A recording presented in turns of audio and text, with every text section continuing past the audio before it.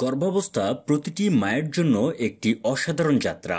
এই সময়টায় শুধু নিজের জন্য নয়, গর্ভের শিশুটির জন্য স্বাস্থ্যকর খাবার বেছে নেওয়া খুবই গুরুত্বপূর্ণ। কিন্তু জানেন কি, কিছু খাবার পুষ্টিকর মনে হলেও গর্ভাবস্থায় সেগুলো বিপজ্জনক হতে পারে।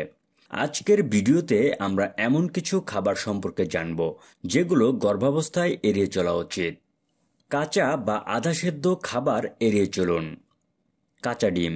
কাঁচা বা আধা সিদ্ধ ডিমে থাকতে পারে স্যালমোনেলা নামক ব্যাকটেরিয়া, যা গর্ভবতী মায়ের শরীরে ইনফেকশন ঘটাতে পারে।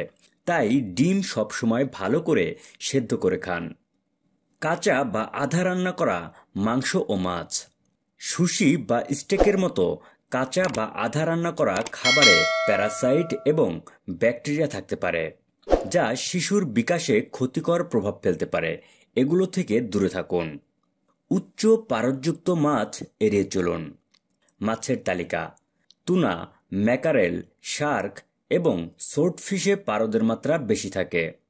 পারদ শিশুর স্নায়ুতন্ত্রের বিকাশে বাধা সৃষ্টি করতে পারে।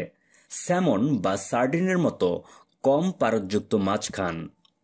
পাস্তুরাইজড নয় এমন দুগ্ধজাত পণ্য এড়িয়ে চলুন। কাঁচা দুধ বা নরম চিজ যেমন ব্রি, ফেটা, ব্লু চিজ এড়িয়ে চলুন। এগুলোতে লিস্টেরিয়া নামক ব্যাকটেরিয়া থাকতে পারে, যা গর্ভপাত বা জটিলতা সৃষ্টি করতে পারে। ফল এবং সবজির নির্দিষ্ট তালিকা: কাঁচা পেঁপে। কাঁচা পেঁপেতে থাকা প্যাপাইন জরায়ুকে সংকোচন ঘটিয়ে প্রিম্যাচিউর লেবার বা গর্ভপাত ঘটাতে পারে। তাই পাকা পেঁপে খান, কিন্তু কাঁচা পেঁপে এড়িয়ে চলুন। আনারস। আনারসে থাকা ব্রোমেলিন জরায়ুর সংকোচন বাড়ায়। গর্ভাবস্থার প্রথম 3 মাসে আনারস খাওয়া এড়িয়ে চলুন। ক্যাফেইন এবং মদ্যপান একদম এড়িয়ে চলুন। ক্যাফেইন। কফি বা চা উপভোগ্য হলেও অতিরিক্ত ক্যাফেইন শিশুর কম ওজনের জন্ম বা গর্ভপাতের ঝুঁকি বাড়াতে পারে। দিনে 200 মিলিগ্রামের বেশি ক্যাফেইন গ্রহণ করবেন না। মদ্যপান।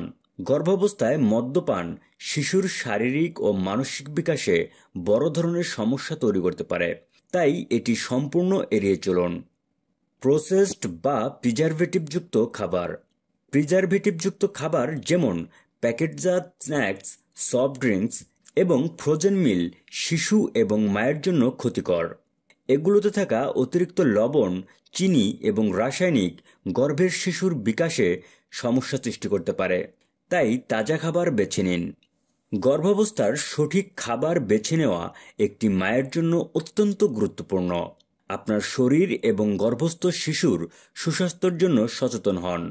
কোনো সন্দেহ থাকলে অবশ্যই আপনার চিকিৎসকের পরামর্শ নিন। আজকের মতো এ পর্যন্তই।